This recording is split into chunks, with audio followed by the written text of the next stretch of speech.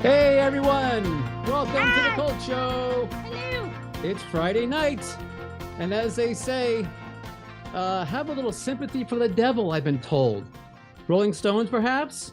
Right? That's what they say. That's what they say. Yes. That's what they say. Please allow me to introduce myself.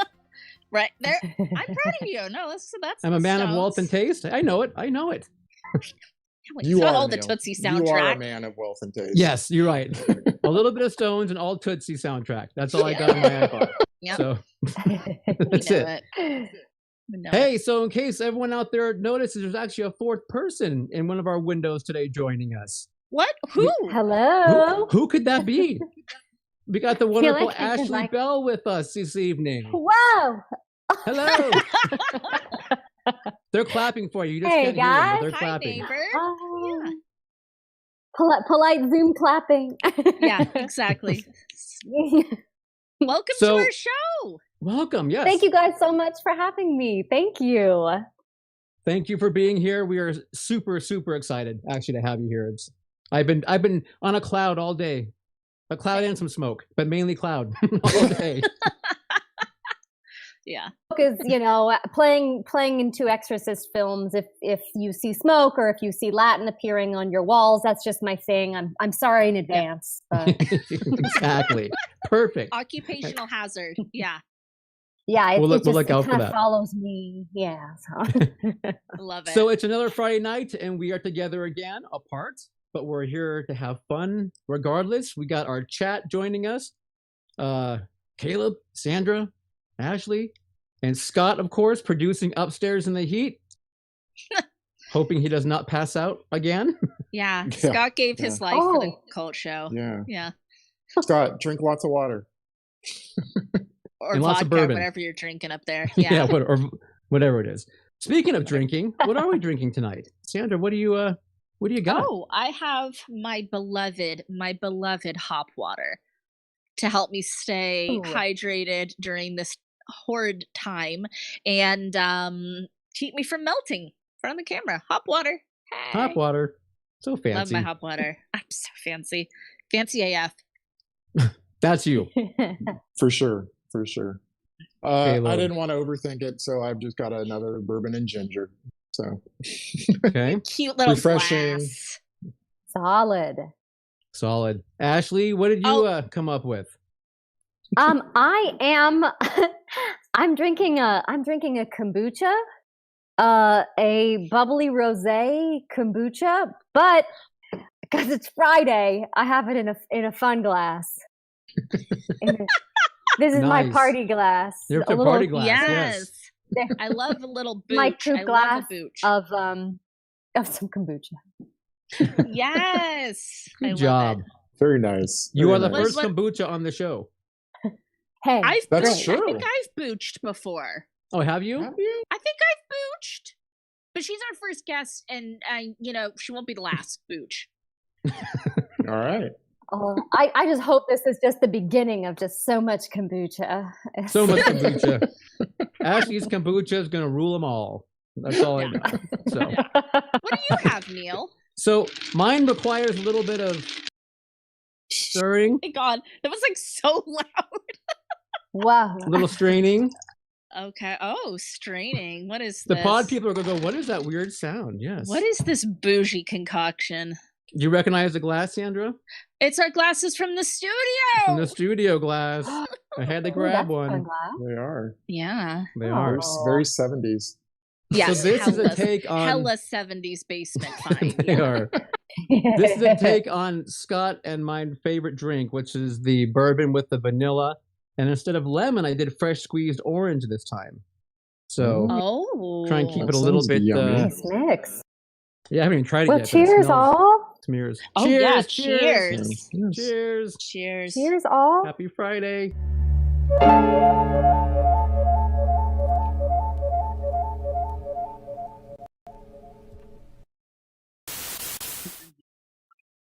Woo. I'm refreshed.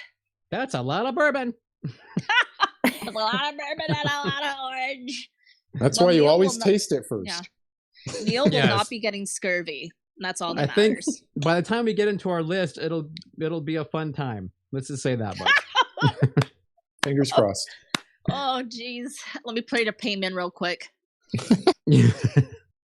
All right. So, hey, did anyone watch anything fun? Consume anything media-wise? I did some rewatches leading us up to this. And then I started a Netflix show. It's they only have one season of it out, and it's called Aries. Have you guys watched this? It is Dutch, and it's about a girl who's a first-year med student, and she joins a secret society, and there are sinister things afoot.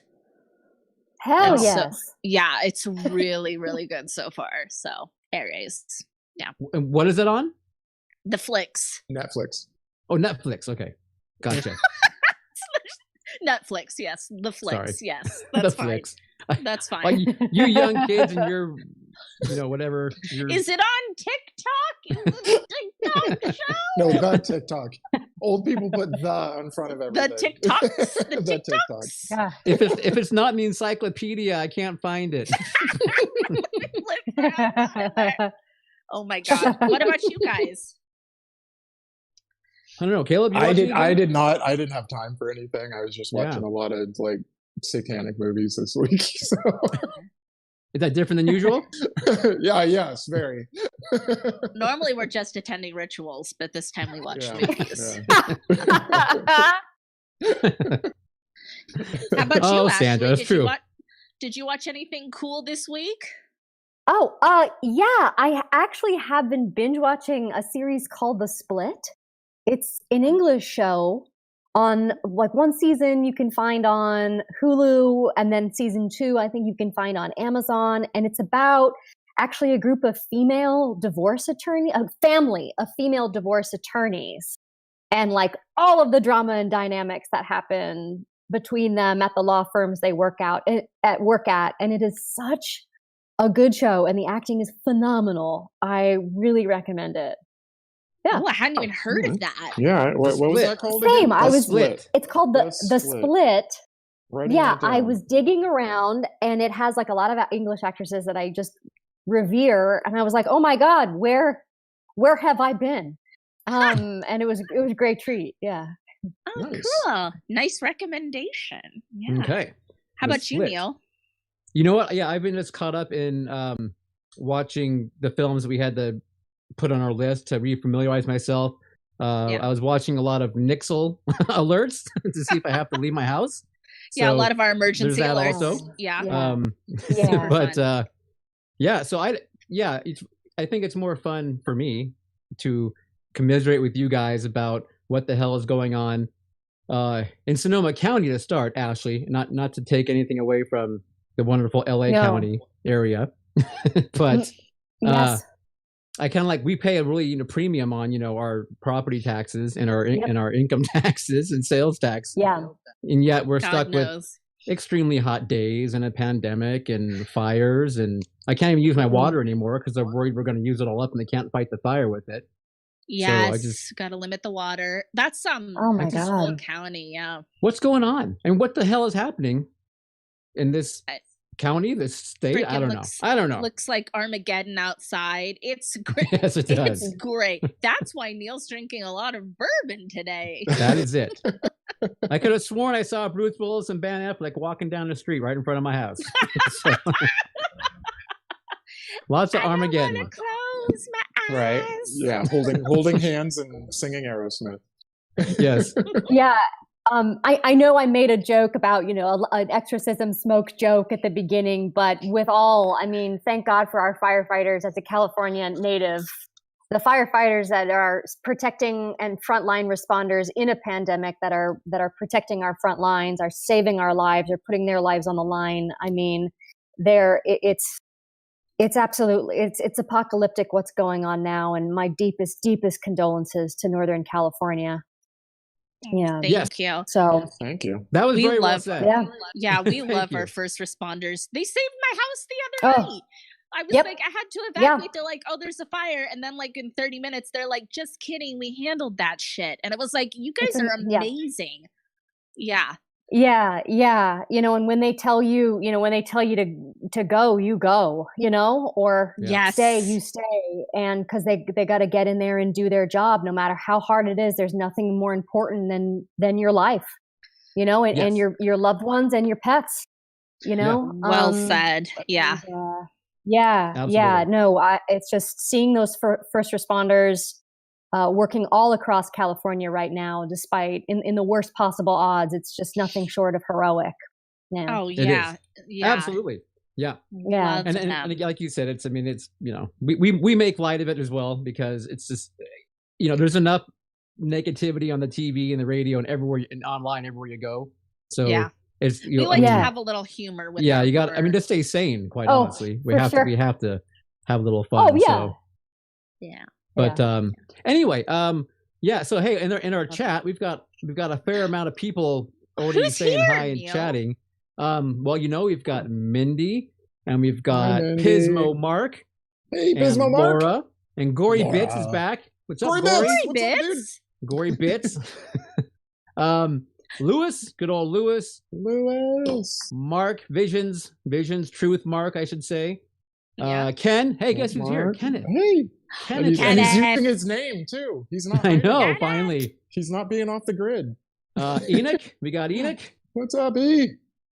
And a gentleman named Isaiah who's already asking Ashley questions. So I love it. Isaiah, I love it.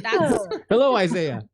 That is like a good student right there. Already. He's like, screw you three talking about nothing. Get on to Ashley. Who are these bozos? Jesus. Jeez. I love it. Right. No, I think that's great that people have questions ready. That makes our job easy. Yeah, that makes it very easy. That is very true. One last thing I want to bring up, because I like teasing Sandra and it makes me happy, is this day in 1987, Dirty Dancing was released. Sandra, how do you feel about that? And a blight on this earth. Dirty. It's nothing against Patrick Swayze. I loved him.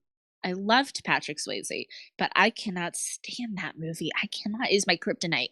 It is my kryptonite.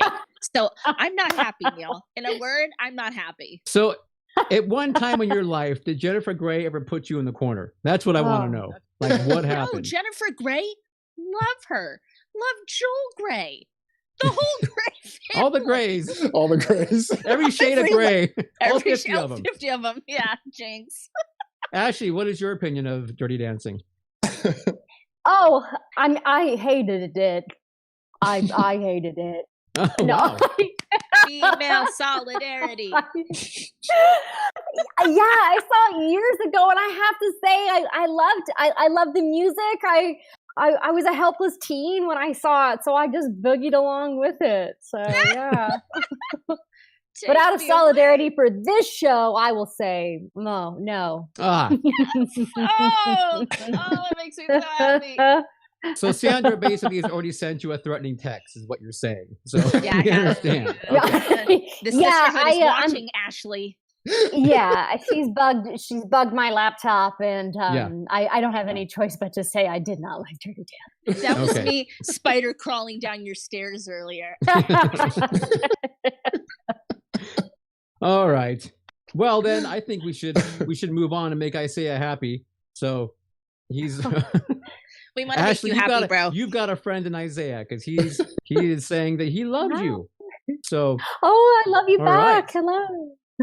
Excellent. So Ashley, I guess we've been asking all of our guests basically, what have you been doing during the pandemic? What have you been occupying yourself with? Yeah. Favorite foods you discovered that you like, maybe, or don't like anymore? A new hobby, perhaps? Oh my. I actually, kombucha has been a big pandemic fave, because it's kind of like my end of the day treat. I've kind of set up this like positive reinforcement, schedule for myself, or if I do my schedule, I get a cookie or I get my kombucha. It's very sad. It's incredibly pathetic. No, it's not. No, you so need valid. to reward yourself. Yes. Absolutely. Yes, and it and I've been a lot of time during quarantine. I've been taking a lot of online classes.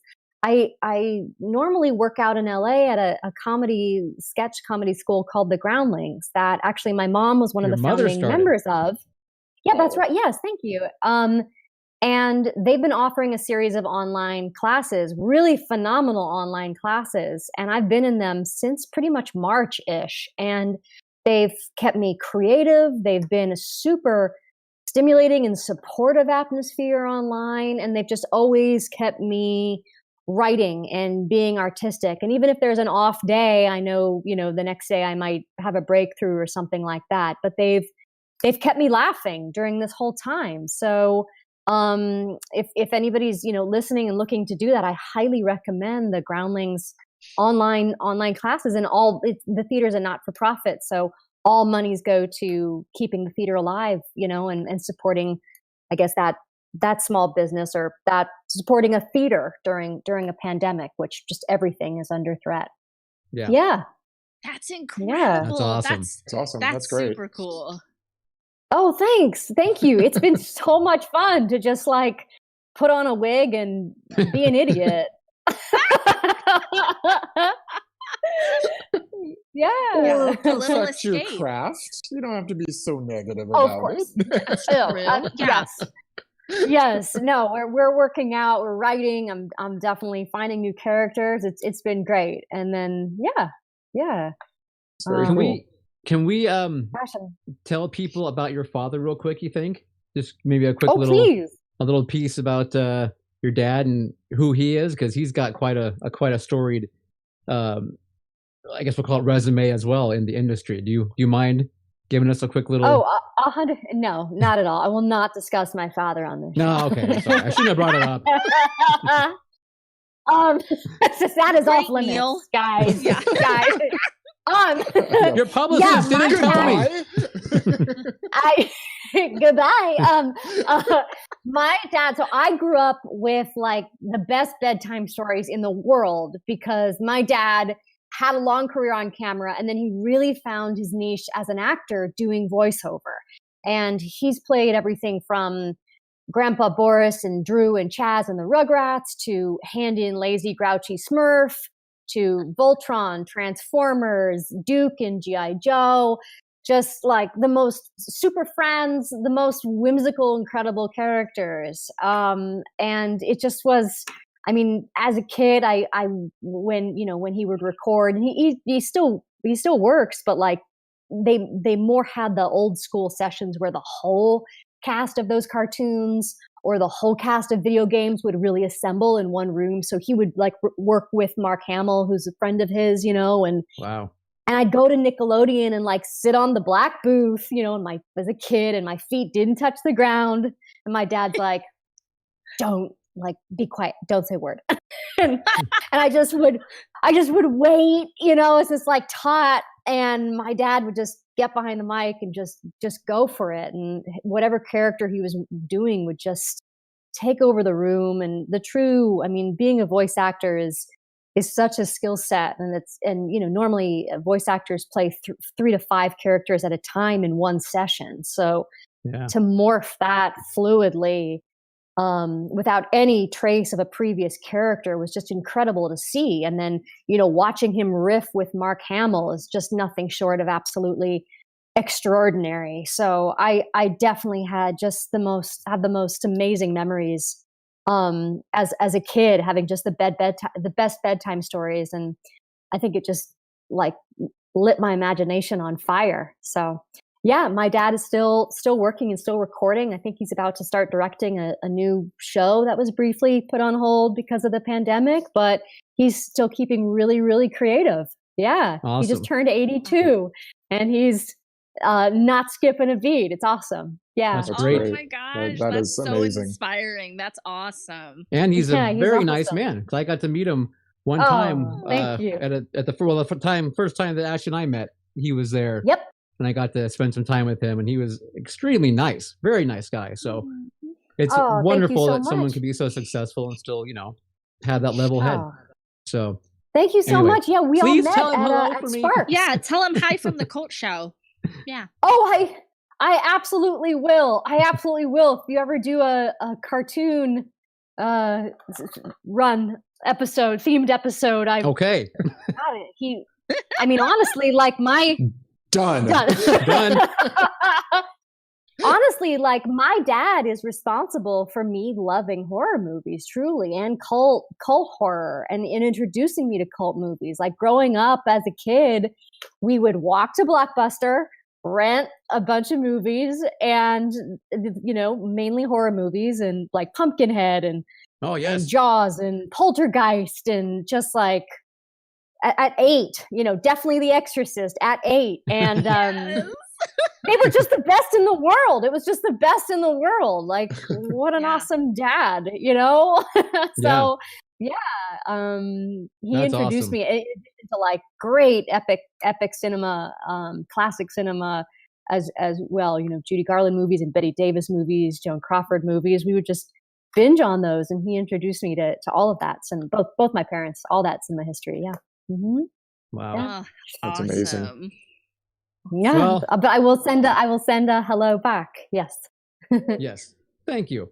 And we're going to get right on animating an episode. That's going to take us about 8 years. Yeah. Oh, like an animation themed episode. Okay. Yeah. Yeah, Come on, Scott, if you get on guys that. Start drawing, start on your claymation or cell drawings, I think it would be a really good use of your time. That's a great use of time. Yes. Oh my God. my I don't know about God. you guys, but I cannot draw. So this is going to be great. This is going to be good.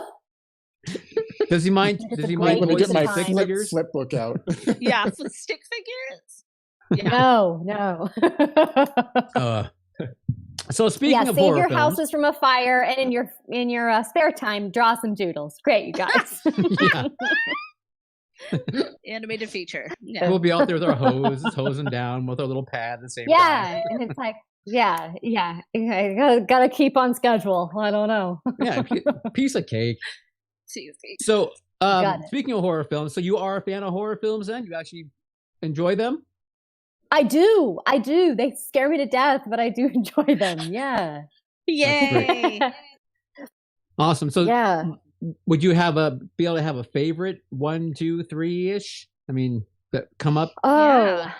I mean, The Others has been a long time favorite horror movie. Like, Okay. I guess horror psychological thriller. Yeah. The Babadook. Oh my God. Love that movie. Oh, one of my favorites. Shoot. And honestly, I'd have to say like Pumpkinhead. Really, that is forever. Yes. Forever been my favorite. And then the one that permanently got me was House. Oh, I love which one? The House Japanese. 1. Yeah. So the 85 sorry, with the William American. Cat? Yes, the 85 with William Cat, Oh, who I I love worked that with movie. on Sparks, which brought us together. Chris Yeah. Foligno, amazing director on Sparks. I remember in that film, like a kid gets their braces, and this house is haunted, and this kid's braces like come out of his mouth and grab a mirror and like push him to a mirror and like either put this kid in a coma or kill him or something awful. And I remember like praying every night that I wouldn't get braces and like had a retainer. And I remember going into my orthodontist's office like one day after school at like 10. And this was actually last week. Never mind. Who am I kidding? My orthodontist was like, Ashley, we're going to have to give you braces. And I just remember sobbing, being like, you can't do that to me. They'll come alive at night. And he's like, I'm going to ask you to come in my office, and I'm going to ask your mother to be in the room.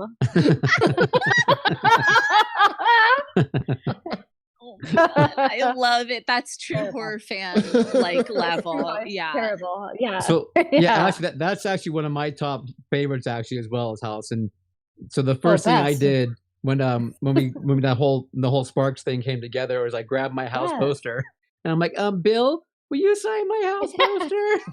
So, nice. and I it is love it.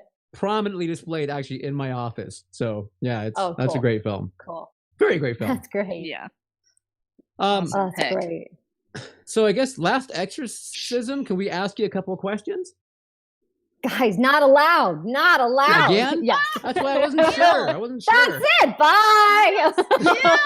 Neil, what have you done? I'm sorry. Sandra, take over. I'm just Yes. gonna drink the whiskey. Yeah, we gotta talk about backbones. We gotta talk about blood pumps. We gotta talk about Nell and everything that you brought to the character. Oh, thank you so Love much. Her. I adore that movie. So tonight's episode, besides having you on, is we're going to talk about devils and demons, and kind of we compiled a little list, and that film is on our top favorites. Oh, yeah. Oh, it was. Oh my God. Yes, I mean Nell Sweetser was just the biggest gift in the world to play, and God, it was just a magical summer shooting Last Exorcism. Daniel Stamm directed. He's just so brilliant, and the whole team involved. I mean, Eli Roth produced it, and then at the time, a production company called Strike Entertainment with Bree Neiman, Eric Newman, and Mark Abraham and Tom Bliss were just like the most incredible, heartwarming, just like loving producers on set to set up this incredible environment to just go to New Orleans and at the time do something kind of experimental, low budget horror at the, but elevated at the time when that was new in this found footage style, which paranormal hadn't even come out in theaters yet. There had been Blair Witch, and I know there are others that I'm not paying tribute to, but those were kind of the ones being talked about there. And it just was this awesome, like, I guess month and a half, 2 months that turned into, you never know. You all go on set and do your best and pray.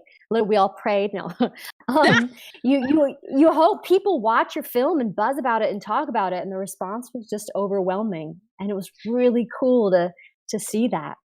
So it's almost like it's almost like you went to like exorcism summer camp. It kind of sounds it really was. Yeah. It totally was camp. It totally was camp. It was the best. Yeah. I mean, because you're on a film set and it's so much fun, and it's weird when you're shooting a horror film because, the music isn't laid in and the editing isn't laid in, and I am the demon in it. So I'm scaring everybody. So I remember like one day I was shooting one of the hallway scenes and I'm in a silhouette, which, I kind of didn't know until somebody told me, and then they're like, "Oh, this is really scary, Ashley." And I was like, "Oh, for real?" And they're like, "Yeah, this is really scary." And I was like, "Oh my God, how cool." Like, and then I see the actual like film and I'm like, "I'm terrifying. I'm going to give myself nightmares." What the hell? I just was standing there. Yeah. You were like equal parts terrifying, but also everybody just absolutely fell in love with you because you just care about her so much throughout this film. I was rooting for her. I was like, come on. Oh, thank you so much. Thank you. I mean, it was such a cool concept, that's having this exorcist that's essentially, played so incredibly remarkably by Patrick Fabian, who's coming clean, and just sucking everybody in, and it just was awesome. And then the way Daniel directed, I remember the premiere of it was at the LA Film Festival at the Ford Amphitheater out here, and it was the first time I'd ever seen it. And for the first like 30 minutes, people were laughing out loud because of the editing and like the characters Daniel found and the rhythm he did and the looks Patrick would give.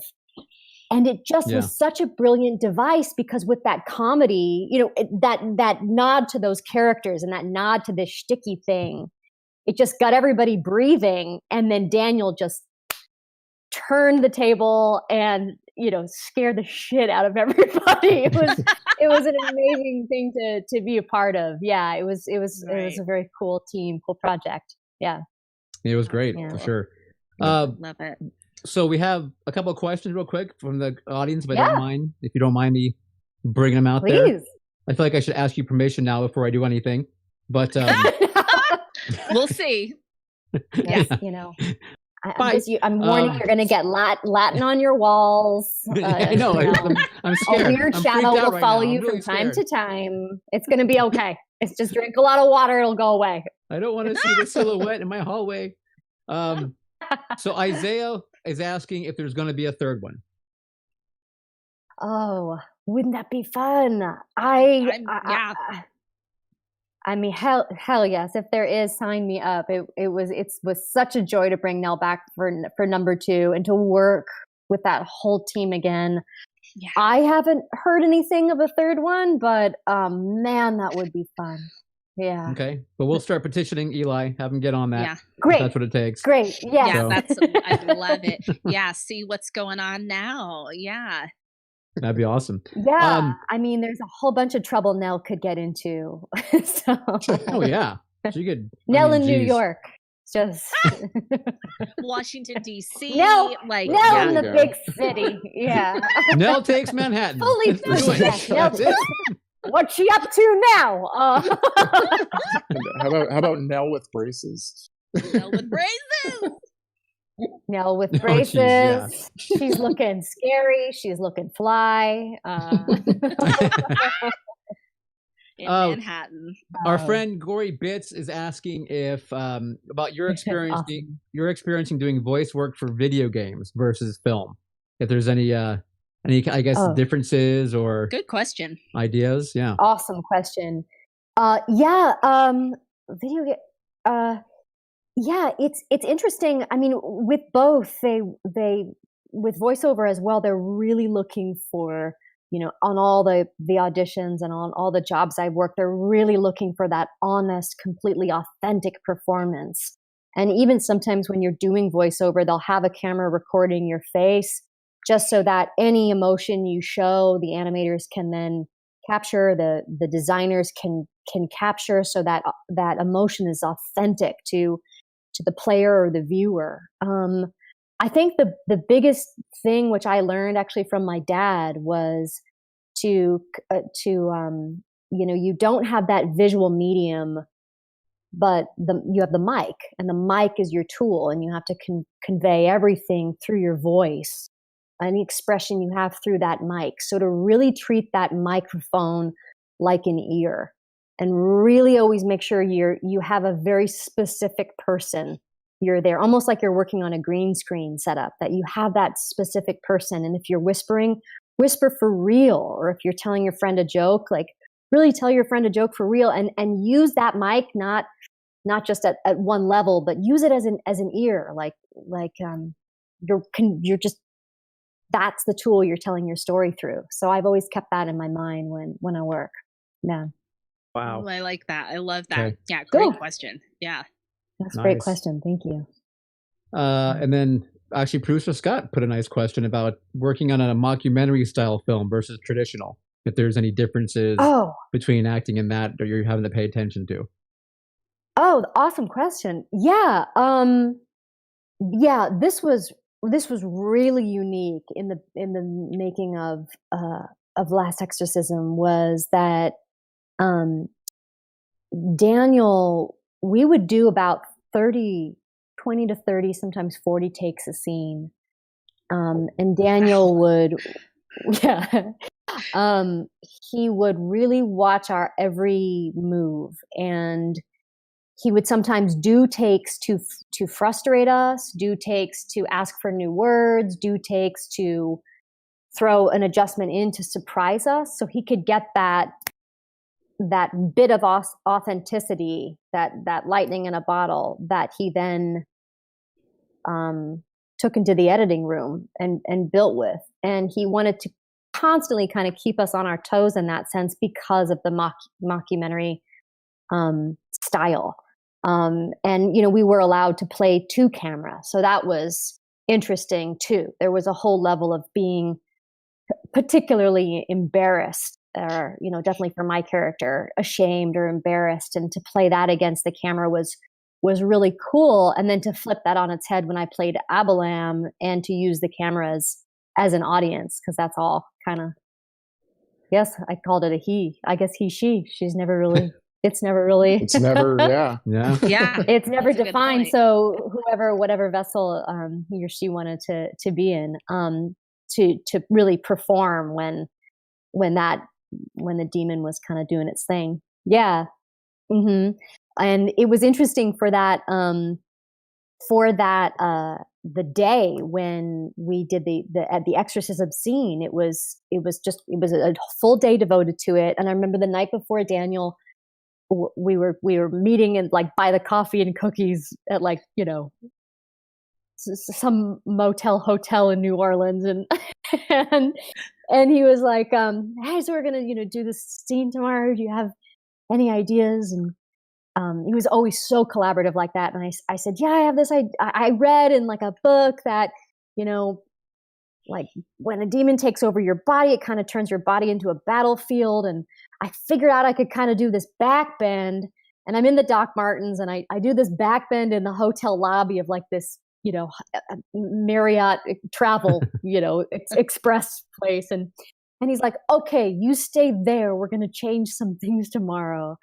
And that next day, for that moment, kind of, we divided it into the exorcism into 4 chunks, and ran all those 4 chunks. And that back bend was something that was found, I guess, the night before and on the day. And none of the other actors had seen it until that day. And none of us had any idea that would be the image they pulled for the poster or anything like that. Yeah. Oh, it's such a striking poster. Yeah. Oh, that's a really cool story. You were like, but you didn't know I could do this creepy thing. Yeah. Yeah. It was like, hey, I didn't know I could do it either, but what do you think? So how do you get back up? Does someone have to help you, or are you actually just able to? Yeah, at that time, you know, it's like there's a fishing line that just pulls me back up, like attached to. Just reel her in, everybody. Cut! Everybody prop up Ashley again. We're going to do take 30. Oh, man. Yeah, at that time, I was like really fit, so I was able to pull myself. You had some abs, some major abs. I was very bendy. Yeah. For part 2, they did it like we kind of did it again, but I was levitating. So they used, you know, they had me on wires, and I actually weirdly got like a stress fracture from it just because of the wires. It really allowed me to like sink into that horseshoe shape. So, geez. Wow. I was able to bounce back faster in part 1 than I was in part 2. But yeah. Yeah, a lot of Epsom salts that night. A lot of Epsom salts. Oh, man. Yeah, it was great. Yeah. I look at that and I'm like, oh, I'm done for the year. Put me in the cast now, because I'm through. Yeah, but I mean, so like I was coming out of theater school, so like to do a role that required like to be like they were looking for an unknown. So to have been have this kind of be my first big thing, my first major thing, and to have that much demanded on me as an actress is everything you hope and dream for. So it was like I was filled with so much adrenaline that day. You kind of don't feel anything. Yeah. Yeah. Any particular fun you had with any of the makeup effects? Any blood, tubing, finger breaking, anything? The finger breaking, 100%. Yeah. That was Greg Nicotero's company that K&B did all the K&B. Yeah. And it was, I mean, anybody that listening in, like Greg Nicotero has done absolutely everything in all of the effects in all of your favorite films. Greg Nicotero is behind them. And he, it was so cool because they did a mold of my fingers to break them, and I got a chance to meet him and go into the whole like factory in LA and see all the creatures there, and you can walk through and see like all of your just fangirl out essentially. It was really awesome. I think I still have my broken fingers in some drawer, and every time I do a spring, I think they gave them to me because they're. Gosh, where are I'm not sure where they are. I might have put them in like some airtight box. I just remember that like every time I do a spring cleaning, they scare the shit out of me. That's where I put them. I'm like, you guys. You guys. That's awesome. Neil, do we have time for another question if I have one? Yes. Yeah. I wanted to ask you a little bit about Carnage Park and your experience with that film, because that's a cool movie. Oh, thank you so much. Thank you. Yes, another incredible experience. Amazing director, Mickey Keating. We worked we worked on 2 films together. We did Psychopaths together after that, and he's so much fun to collaborate with. Carnage Park was just a blast. That was a script I read, and I, coming even from a background in comedy and from NYU, I actually had just finished doing and come back home from doing a Broadway show, a show called Machinal, and I was almost hesitant to go back into horror, or just had wanted to do, to show I could do comedy and show I could do theater and other parts of myself as an actress. And when I read Mickey Keating's script, that character of Vivian was just so surprising.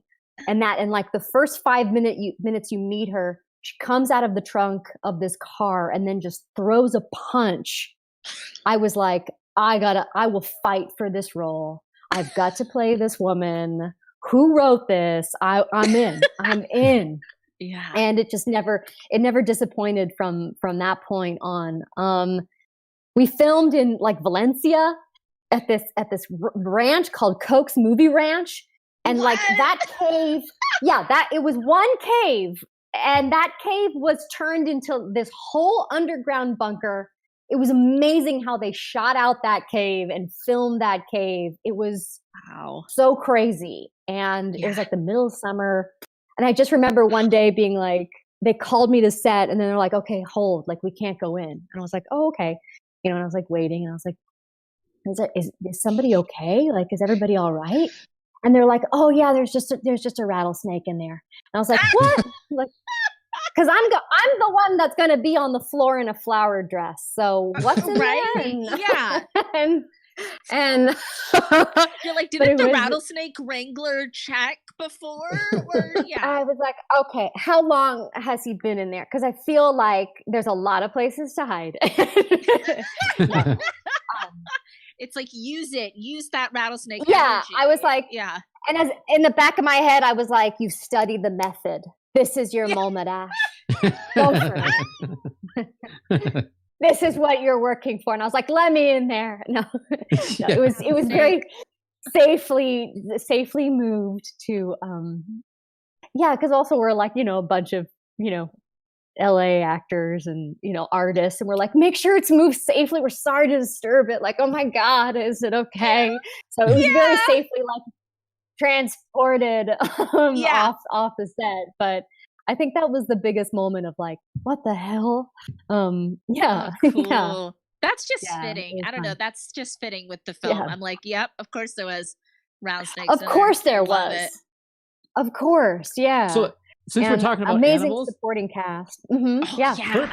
Perfect segue, Ashley, because right. you participated in. When I say participated, you basically created and directed, produced, and went on this amazing journey in Thailand to save elephants. And we would love to hear a little bit about that. Yes, as animal people, we're animal and horror people. Yeah. Yay! This was a documentary. My first film. I directed, wrote, produced, and hosted, or was a part of, called Love and Bananas: An Elephant Story. It's about the rescue of a 70-year-old partially blind Asian elephant and her journey, literally 500 miles across Thailand to freedom at an elephant sanctuary. And I had been exposed to the whole Asian elephant situation at the Cambodia Wildlife Sanctuary, which a close family friend has been developing. And it took them 10 years to find an Asian elephant to rescue because there are that few left.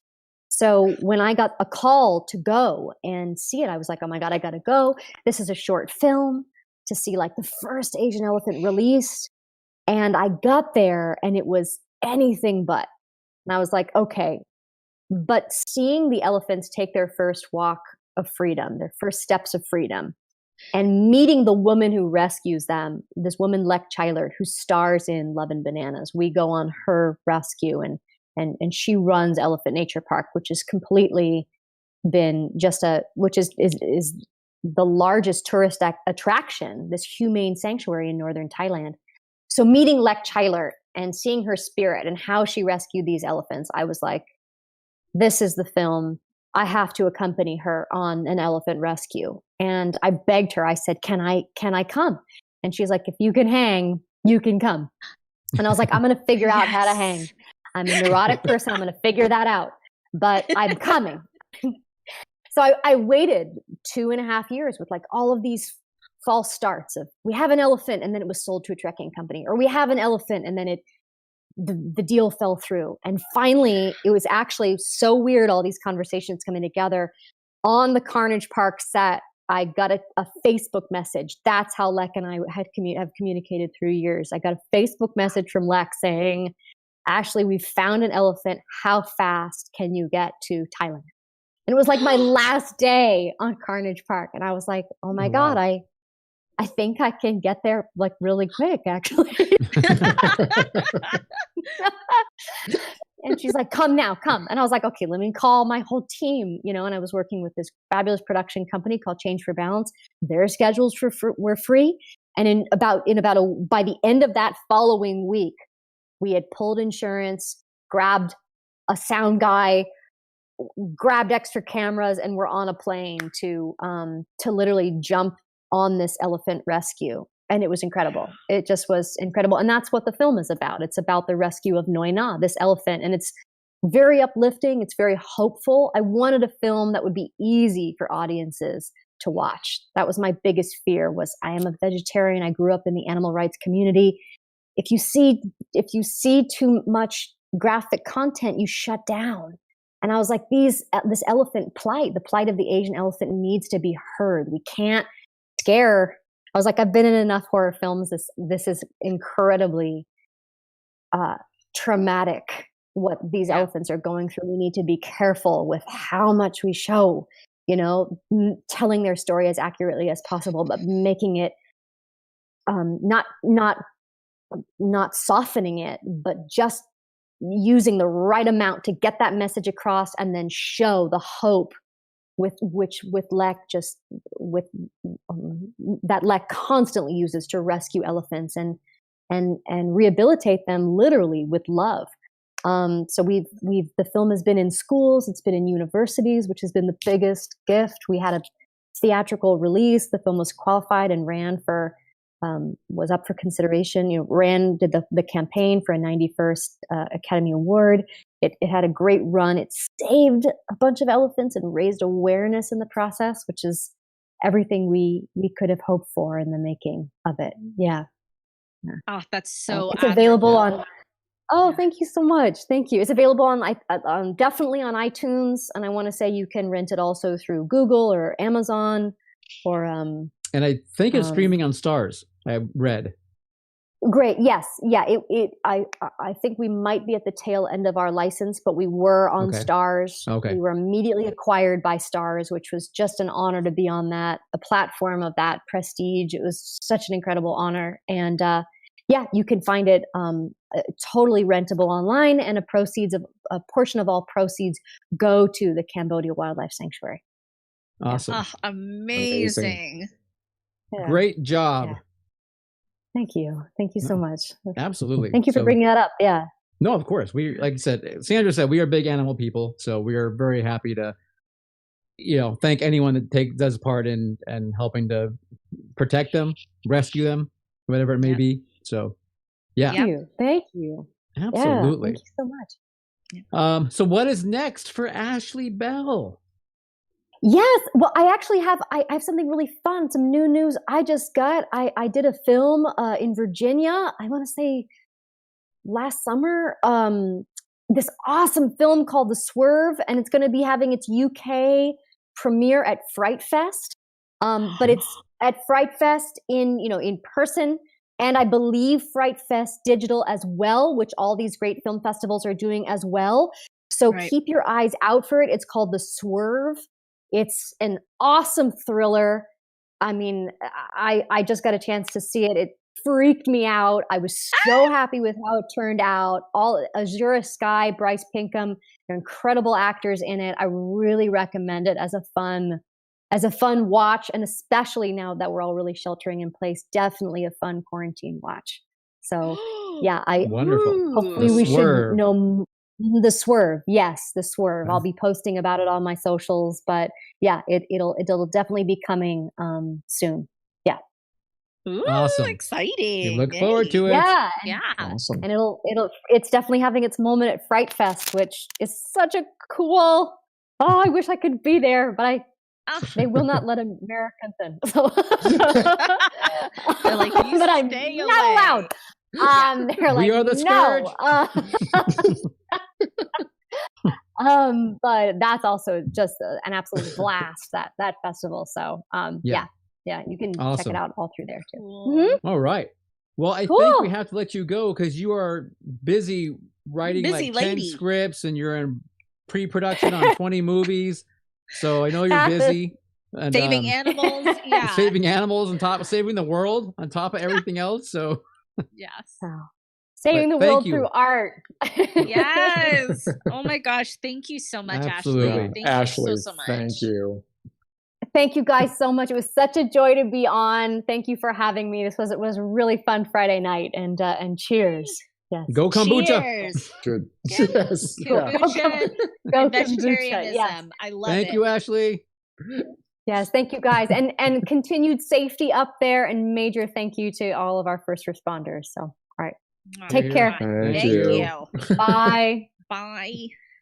Bye. You guys, she just made our show too classy. How are we supposed to? I know. Good Lord. All right. Well, we're trash people. What are? I mean, does she know where she just was? God bless her. Oh. Well, when we get a cease and desist from her publicist or her lawyers, we'll know. We made it, guys. No mas. Take that off amazing. the air. She's amazing. No, that was cool. That was awesome. She's fabulous. I mean, good people. Good people. Yeah. A better word than fabulous. Very talented, very humble, and very just very funny. Yeah. Yeah, everything I'm not. That's okay. Hey, your words, not mine. I know. Oh man. I always tell you you're beautiful. I tell you every damn day you're beautiful. Do you? Thank you. You're so sweet. Is that what those words of yours mean? Yeah, that's what's the subtext. Hey, butthole, what are you doing? That's how what are you talking about? We call you up daily and sing like "Beautiful" by Christina Aguilera. Praises. Yeah. She sings "Creep" to me all the time by No, I'm just telling you, Neil, you're a creep. Stop calling me. Stop following me. Stop following me. Right. Is that you outside my window? Neil, go home. Weird. So what are we actually talking about? What's the next part? Okay, the next part is we actually did compile a list of some of our favorite Devils and Demons films, and using the very scientific algorithm created by producer Scott, we have made a compendium of our top 10. Okay, that was the algorithm back in play. Yes, the algorithm. Thank you, it's Scott. A lot of science involved. I mean, yeah. So we need him to do that stuff. So we do. How about we talk about it? Let's do it. Ready? We're ready, producer Scott? You guys have your list? Yeah, I'm ready. Okay. I'm ready, man. All right, you or Caleb take number 10 because I saw that one time and I don't remember it extremely well. Caleb, you take it away, darling. One time? One time. Right, so number 10 is going to be 2019's Ready or Not.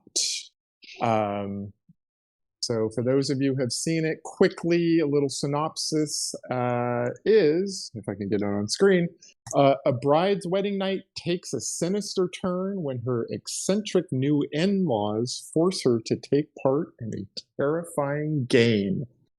Ooh, hopefully I didn't cut out, which I tend to do apparently, but... No, you sounded beautiful. That was good? That was good? Yeah. All right. Nailed it. Yeah, this is... Well, definitely. Let's try to keep it spoiler free. This list, should we? Are we spoiling or spoiler free? I think we have to spoil because it's a devils and demons episode. A little spoil. Sometimes we don't even know that it's a devils and one? demons movie until the very end. Sometimes. Well, sometimes you find out. You know what? If you haven't seen Ready or Not, you really should. It is fun. It is so funny, but lots of gore too. It's Samara Weaving's fantastic in it. She carries the whole movie, but it's a great ensemble cast.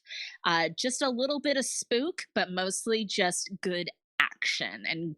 Like I said, action and comedy. I mean, it's really funny. It's a very funny movie about, just that's a great freeze.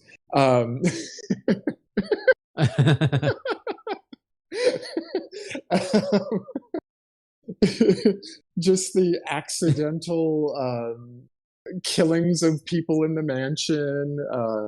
Samara Weaving, just an amazing female lead. I think we should take this time to make fun of Sandra while she's frozen. Oh, should we make fun of her? Can I poke her? That's like which her, side is she on? That's like she's her, down. She's below me. Her RBF. Oh, Sandra, why so sad? Oh, boo-hoo. Okay. Don't be mad, bro. I wish I could pick her nose, but I can't get down there to do it. Don't do that. That looks like you're doing something else. No. All right.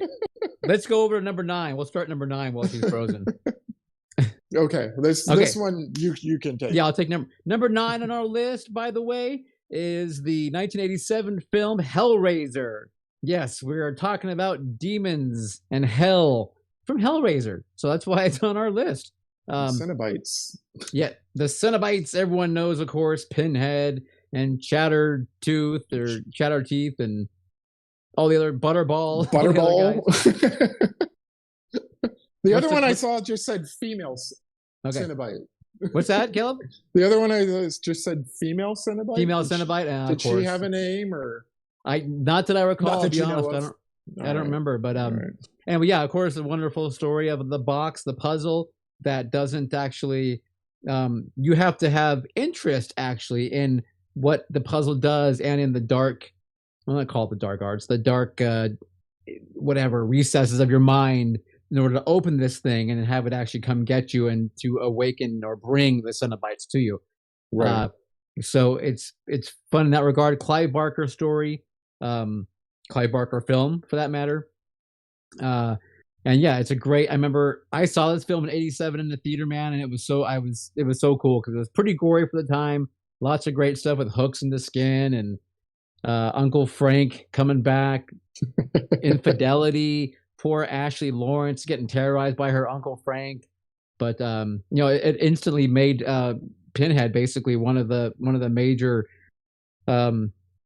what do you call them, the killers of the 80s. Yeah, the Freddys, the Jasons, slashers. Slashers. Yeah. Thank you. One of the famous slashers was Pinhead. Immediately found his way in there because of this film. So yeah, for us, Hellraiser made our list at number 9. Number 9. Yeah, and you brought up the puzzle box, which also there is a puzzle box in Ready or Not as well. I didn't remember that.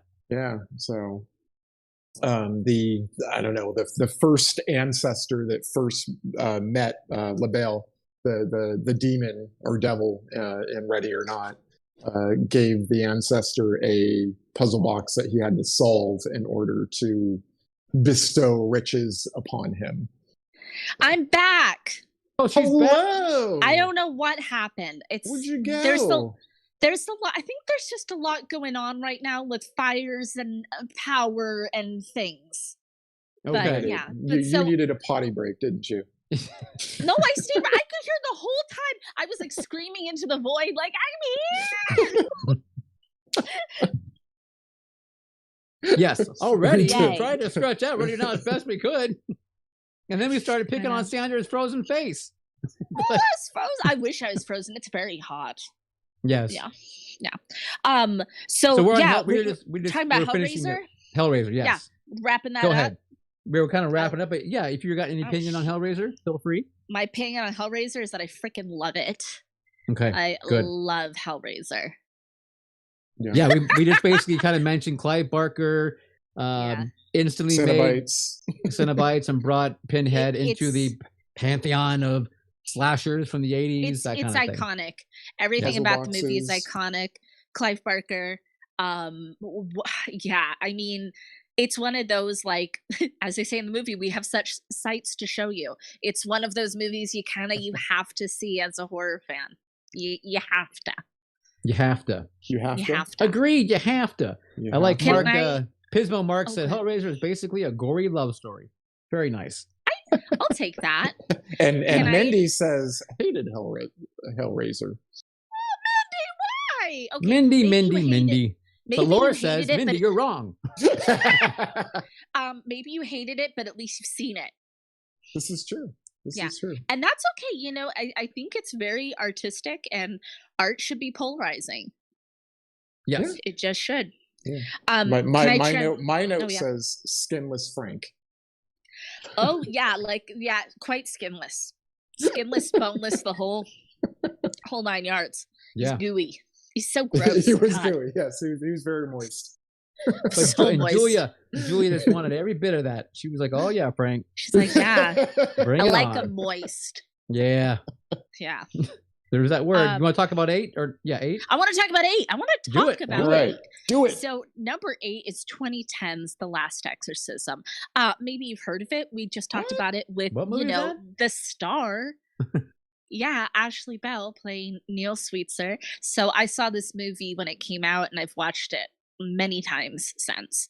Am I frozen, or am I still working? Oh God, I saw producer Scott, and I was like, "Oh Jesus, what's happening now?" So it is a mockumentary style film about a preacher named Cotton who goes down to the South to do his last exorcism. He's filming a documentary with a crew, and he's basically outing himself and his father and the industry of exorcisms as being something that is fraudulent and happens to mentally ill people. And it's a very cathartic movie, I would say. Definitely some Wicker Man vibes going into it. Okay. Astoundingly creepy, mostly thanks to Ashley. A lot of you're very compelled. You're like, I care about this girl who's possessed, but the preacher just told us that the possessions aren't real, and he does a lot of smoke and mirrors. So how is this happening? And you're scared of Nell, but you care for her, and you care for Cotton, the preacher, who's, kind of exposing this whole thing and coming clean. Yeah, it's got a lot of heart to it. No, I love the fact that they show that he's into magic, because that's basically all he's doing is sleight of hand. Yeah. Using props, or speakers to bring, pipe in sound or whatever. I love the banana bread scene where he bets the person that, he could bring in banana bread, and the congregation would still be like, praise Jesus. And they sure do for that banana bread. It's a wonderful example of, with a small budget and definitely kind of a less is more, really how magical that combination can be. And then especially with fantastic acting, and that was really cool to hear from Ashley. They would do so many takes and change it up a lot, and that really shows, because there's a real authenticity. Yes. Yeah. I mean, 30 or 40 takes, that's a lot of takes. That is a lot of doing the same thing over, or Well, some form of the same especially thing. if she had to bend over backwards 40 times. Yeah, seriously. And it makes sense too, like why, because you get to that point of exasperation or whatever, and that comes across really well in the film. Yeah. No. Yeah. Yeah. Great film. Great, Yeah. great film. Oh, and her brother in the film? Yes. Her name was Caleb. That's true. Yeah. I mean, hello. So it's obviously a good movie. Obviously. Anyone with Caleb in a movie, it means it's going to be good. Oh, well, it might come up later. Just saying. Can Okay. Can I please intro also the next film? You just do them all. That's fine. I'm just gonna do everything until I freeze again. Because here's the thing, y'all. So the algorithm finds this list. I am appalled at the two of you. I am freaking appalled at you.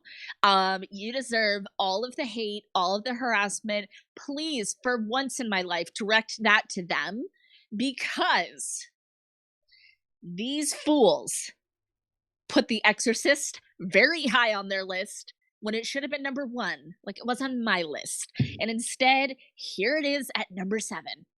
Yep. 1973 classic, one of the best horror movies ever made, that absolutely helped define the genre. It is the granddaddy. It is what every possession film is always trying to top, because it is The Exorcist.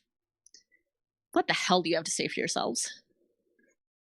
Thank you very much. Good night. I'm okay with the placement. My problem is another film that is, well, higher up on our list that I did not like that I watched. So maybe I'll bring that up again at number 5. Okay. For me, honestly, The Exorcist, it's a fine film. I've seen it so many times. Maybe it's Exorcist fatigue. Maybe it's Reagan fatigue. I don't know. I mean, Reagan is everything. It's Pazuzu fatigue. Is everything. I know Pazuzu. I even told Caleb Pazuzu. It's I know. Oh my god! Why you do this to me, Damie? Why? Sandra, why you do this to me, Sandra? Pazuzu! I found my guitar. There you go, Caleb. Yes, Ford Fairlane reference. I love it. No other show are you going to talk about The Exorcist and get a Ford Fairlane reference. That's all I'm going to say. I don't even know what that is. And I'm not going to respond to it. What is really important here is that you guys messed up. And you've disappointed me. You disappointed your mother. Sandra, my mom was disappointed in me years ago. Yeah. This ain't going to change anything. And I would also say, you're more of a little sister. Like, just get used to it. Well, I was kind of making myself the father. Sister. I was kind of making myself the father in this, this twisted diorama. Take number 7, Sandra. Let's talk about Exorcist. Okay. Well, so I mean, what more do I just kind of said it all. It is exactly that. It's the epitome. It's what everything tries to hit. Especially when you get the exorcist stuff involved, of anybody being possessed and being exorcised. It's, it got a lot of mythos and legend surrounding the film. It was on Shudder's Cursed Films. William Friedkin, absolutely fantastic. There's the wonderful documentary, The Devil and Father of Marth. I mean, it's spawned so much. It traumatized people. They were, obviously I was not even sort of born in 1973, but I know enough of my horror history to know that people were not ready for this when it came out. And I think that is amazing. I think it's amazing that it was like this loss of innocence for the film viewer. Well, according to the chat, we're also, Caleb, you and I are in deep trouble. So we're going to have to move and change our names. What else is new? Yeah. Yeah. Sorry, guys. I don't know. The films that made it the top 3, I don't know. I just like them more. No, I like They I scare love me the more. top three. I like The Exorcist. I'm not sure why it is as low as it is, but I don't remember where I put it, but You put I it put at it at 9, 9. Caleb. Oh, okay. Yeah. Well, here's the thing: is number 5 I didn't even have on my list, so I love this entire list. I love every film on this list, and that's not to take away from ones that are lower than this, but I just think that some shifting should have happened. Yeah, just I told Scott, I was like, check it again because that's not right. And he's like, what? I'm like, that's not right. And he's like, no, I think it's right. And he went and checked it again. He's like, no, it's right. And I was like, the fuck you say? Laura gave us a little bit of, she agrees with us, so we got one, at least one. We have one. All right. There's not coming out with pitchforks and okay. The Laura, flames coming to get us. You can be their shield when we put them as a blood sacrifice if you want. Laura, thank you. I think we need to move on. Because okay, move on. Quick, upset. number 6. Number 6 is one of my guilty pleasures. Yes, and that would be The Devil's Advocate. There you go, Vision's of Truth. Course, from 1997. I watched it today when I was getting ready because, like I told you guys, it really is one of my comfort films. I have it on a lot. I forgot to add one thing in the cheesiness, and that would be his name is John Milton. It's a little on the nose, don't you think? A little on the nose. And then, of course, when he puts his finger in the water. Well, he makes that little Cupid doll. That was amazing. It was not scenery chewing. It was amazing. He was just over the top and grandiose, and just loving playing this part. I think he went to bed also happy every night.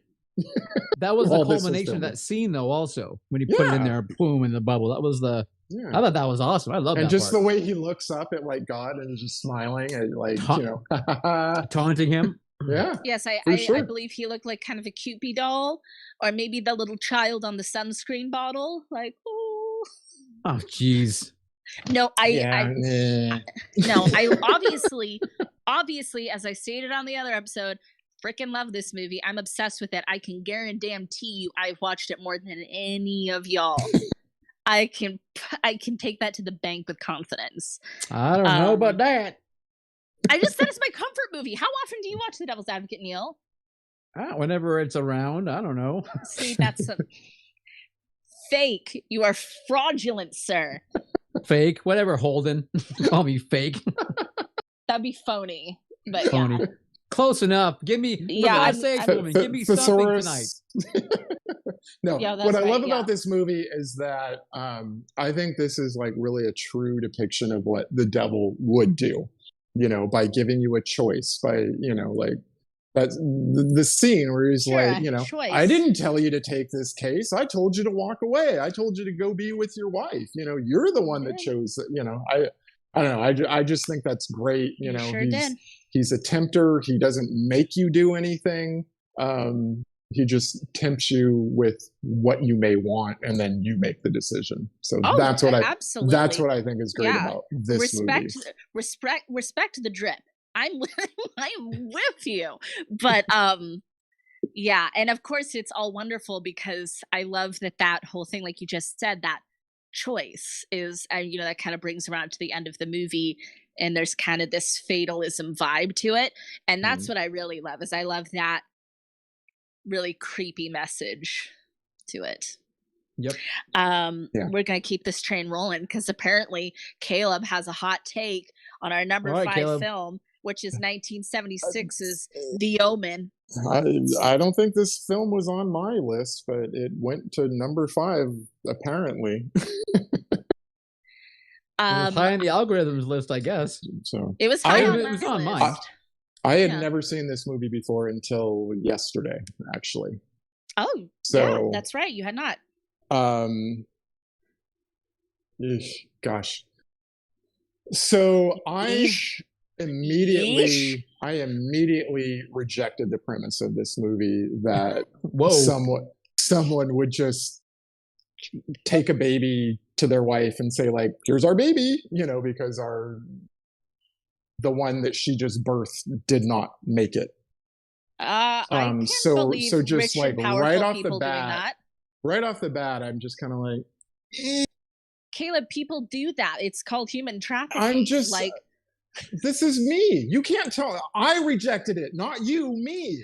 Well, I know. I'm just saying it's a thing that happens. But I'm saying I rejected it. So just from then on, I was just kind of like, yeah, I'm not really buying this movie, And then this guy who's like what's his job again? He's he's an ambassador. An ambassador. He just seemed like that guy. You mean Gregory Peck? Gregory Peck. Yes. You mean Atticus Finch? Classic. That guy. He just seemed like a cream puff.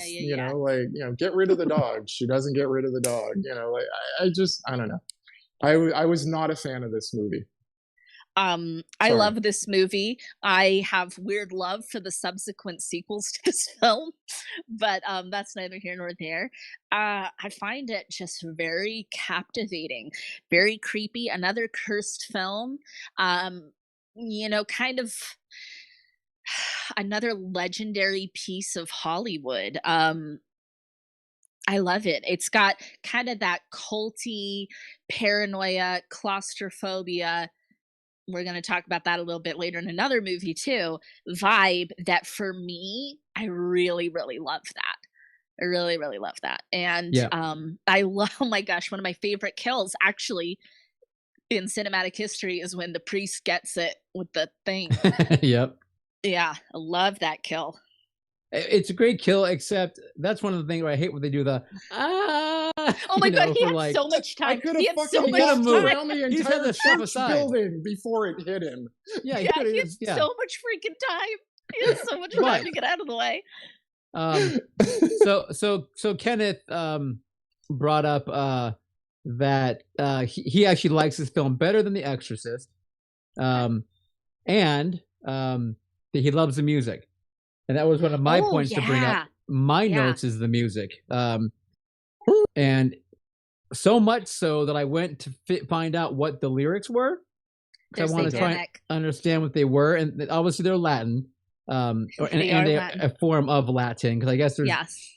But it's basically sanguis bibimus, which means we drink the blood. Corpus edimus, we eat the body. And then Tole Corpus Satani, raise the body of Satan. And then Ave, Ave versus Christius, hail, hail, Antichrist. Ave Santani, hail Satan. Yeah, I mean, it's everything. It's part of what I listen to on Sunday mornings. That's it's clearly a child's nursery rhyme. I mean, there's no question about that. Oh, so. I love it. I love that they took the very classic Latin hymn and they perverted it into this, and it's the whole soundtrack, but especially anytime we got the Ave Satanis going on, Sandra comes to Sandra comes to the front of the pew of the church. There you go. Love it. Awesome. I start rolling in the aisles for that one. So, and I would say, I don't remember when I saw this movie as a very young child. I don't know why, and I don't know how.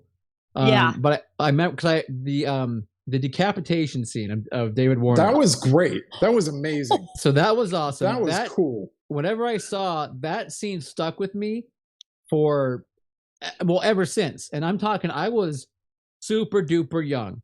When I saw that, because I remember that scene through everything else.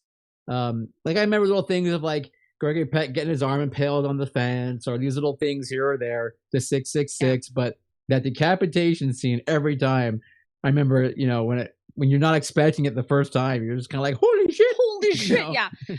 Same thing with you never forget it's all for you, Damien. Right. Oh, and just with the glass and oh god, it's like it's become one of those things where it's like it's almost it you say it so much, you see it so much that it almost starts to not be as effective, and then you're like, oh wait, that's some creepy shit. And Mrs. Baylock. Oh, I love Mrs. Baylock.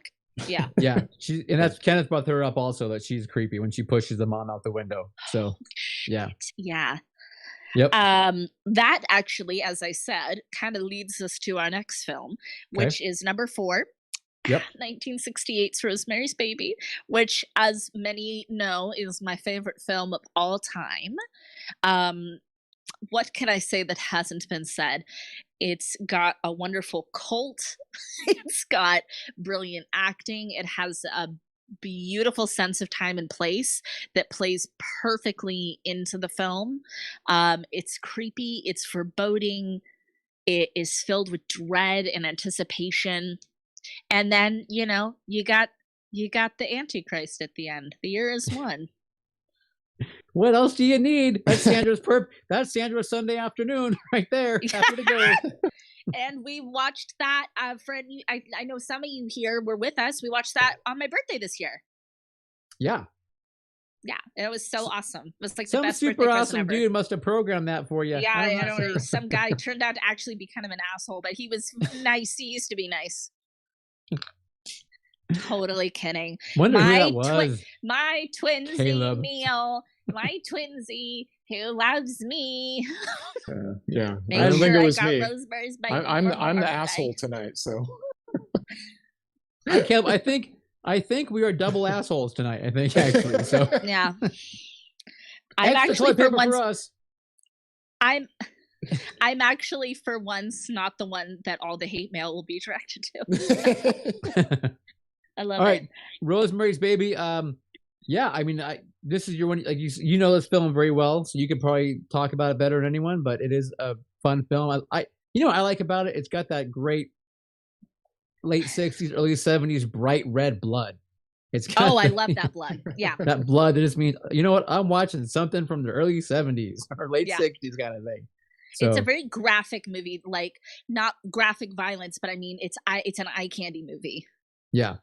Yeah. I mean, and the actors in it. I mean, your cast even. I mean, you're iconic, all the way around. So I mean, it's just it's funny how you got these great actors in these films back then, and then at some point it stopped and became, this anti-culture. You can't be in a horror movie to be a legitimate actor. All of a sudden. Ruth Gordon, Academy Award. Yeah.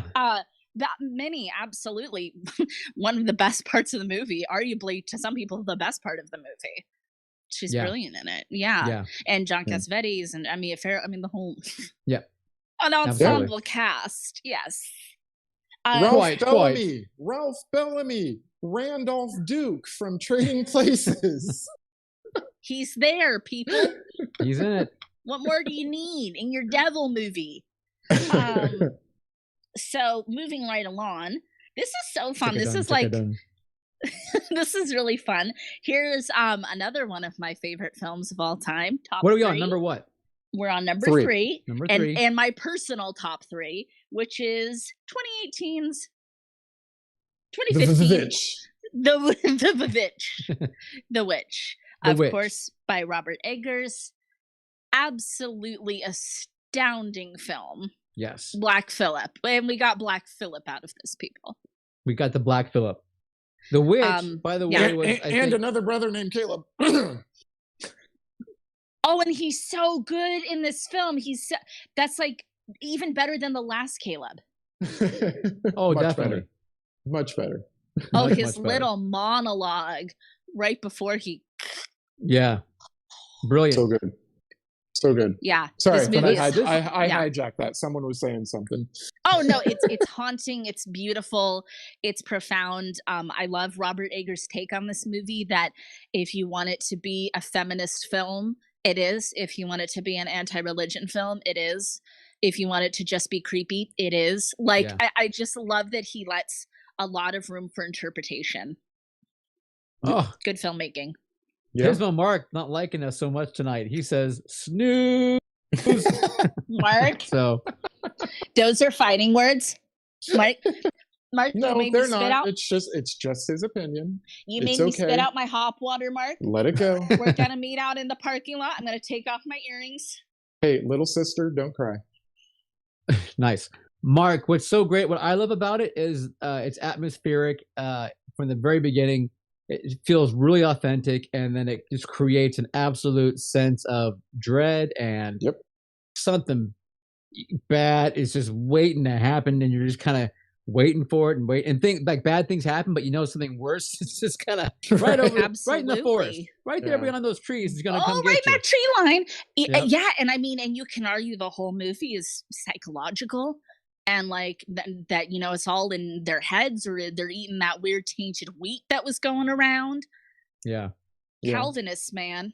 So well, and it takes place in a time where all you had to do was say witch, and your life is over. Yeah, pretty much.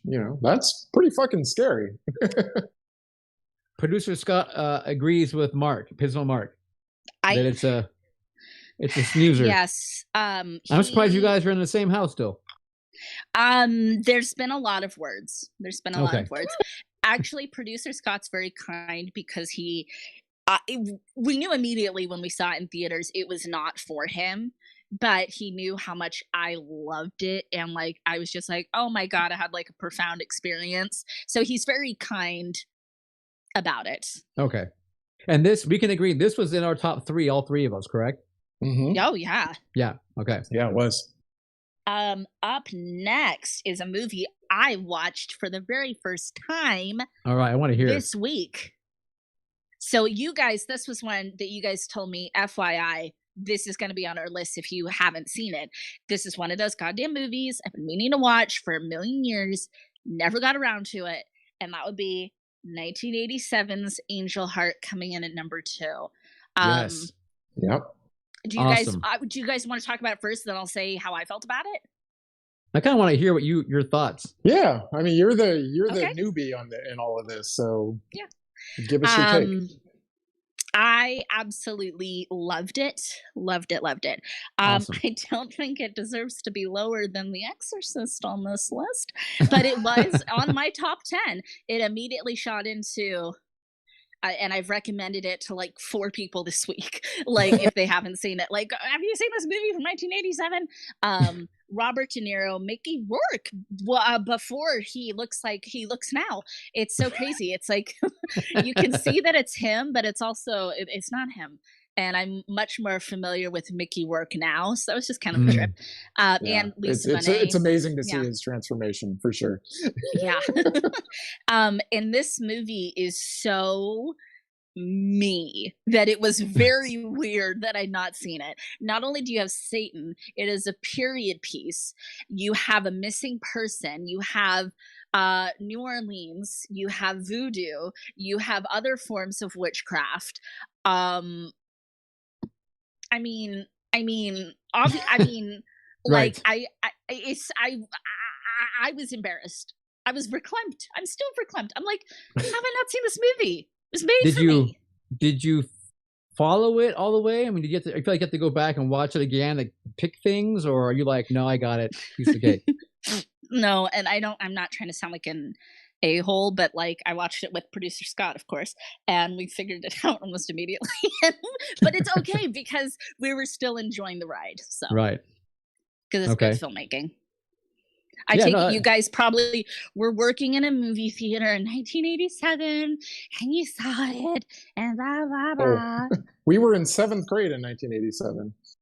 Like I said, working in theater. I don't remember the first time I saw this movie, but from the very beginning, I liked it a lot. I found it to be extremely creepy.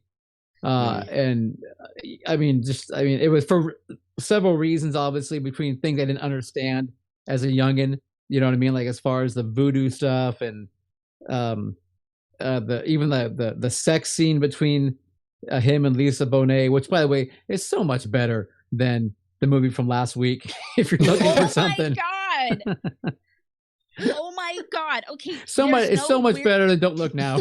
There's no weird clarinet soundtrack, so already it's gonna be better. Yeah, I mean. It's just raining all over them, and then it starts raining blood, which is fine. I'll take that over armpit licking. It's all good. But you also have to remember that that's a scene that got Lisa Bonet fired from The Cosby Show by Bill Cosby. Well, yeah, fucking hypocrite.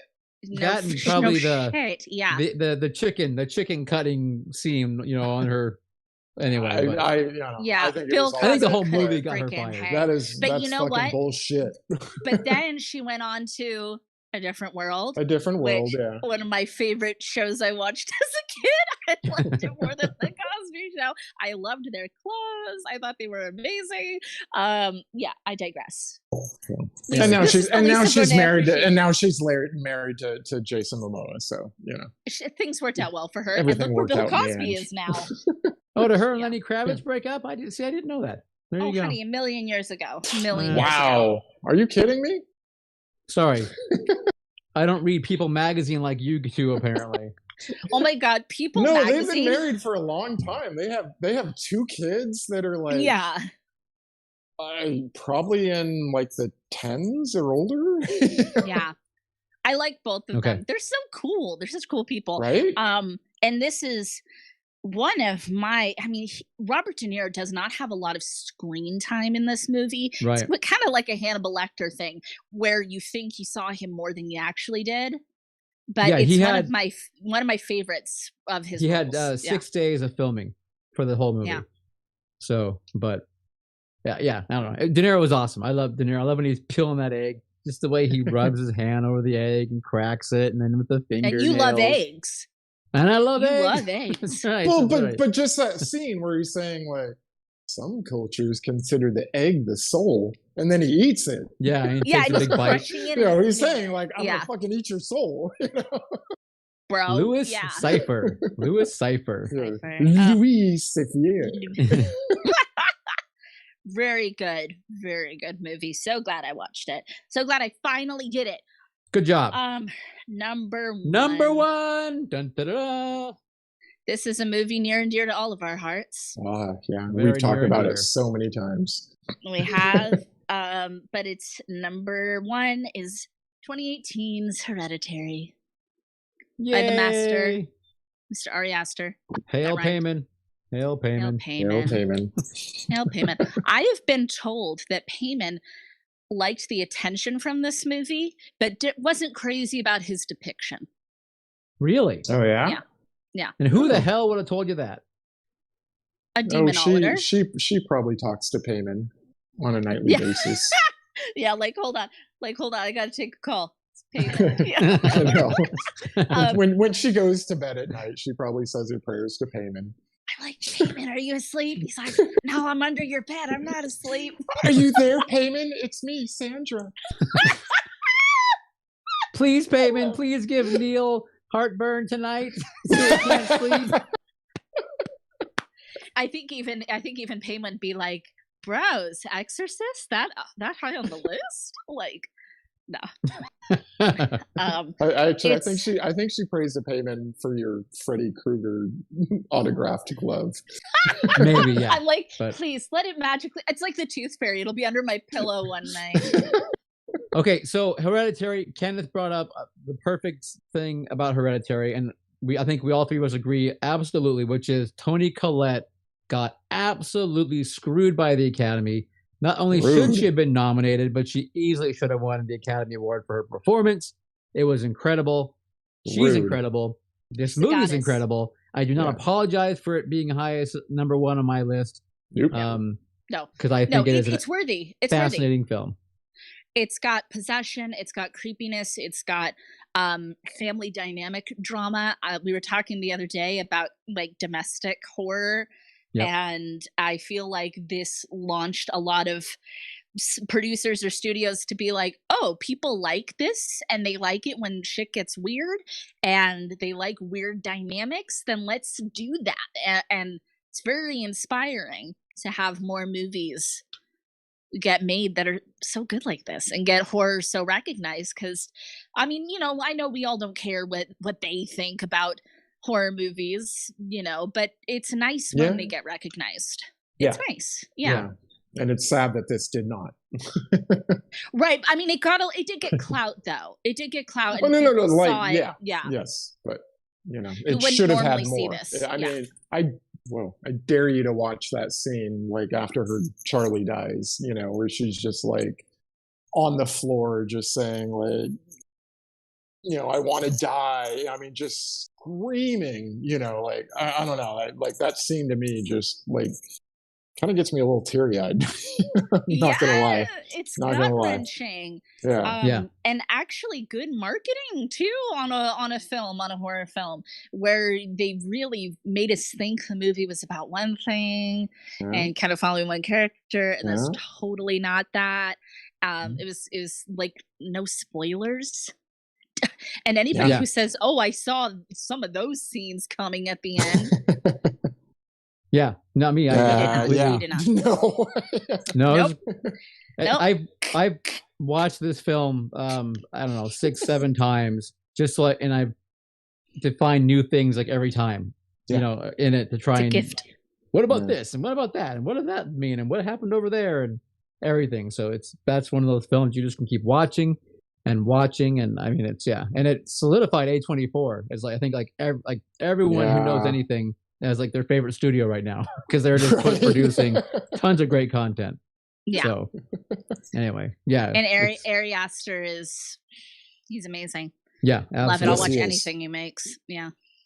Yep, I 100% agree. So same thing with David Eggers from The Witch too. I love The Lighthouse. I'll watch anything he does, man. Yeah. I loved this subject. I loved this theme. I loved it. We did it. Yeah, we did it fairly quickly. Yeah, so I had to go, but it's fine. Yeah, and Caleb, you and I just have to, move, hightail it out of town as soon as possible. Yeah. I guess otherwise we're okay. Eat shit about. It's music to my ears. Music to my ears. We gotta let people go. We gotta go. You know what? It is about that time. But don't forget, guys, we're gonna have links in the description of this video, and also through the podcast if you're listening on that way, where you can go through and check out all these movies on the Amazon and click the links. And if you want to buy one, do it so that we can pay for Sandra's internet connection to get better, so she doesn't keep freezing on us. Help me. Pay for Scott to get a fan, because Scott desperately needs a fan upstairs. Whatever it might be. Or to have a palm frond for someone to fan him with. Yes, more palm fronds. Thank you. Yeah, absolutely. But anyway, and then other than that, we will be back here next week. Hopefully, it's supposed to cool down a little bit. I hope to God that it does. We're getting a little tired of this. Help us. Please. Hail payment for cool weather. I know. You're not praying hard enough, Sandra. Yeah, Pazuzu. Pray harder, Sandra. All right, Scott. I can only do so much. Okay, we gotta go.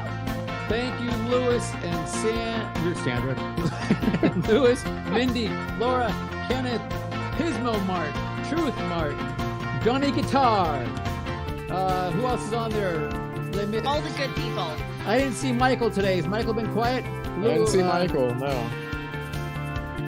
Whoever I missed, I'm sorry. I love you guys. Gory Bits. Kenneth. Bye. Bye.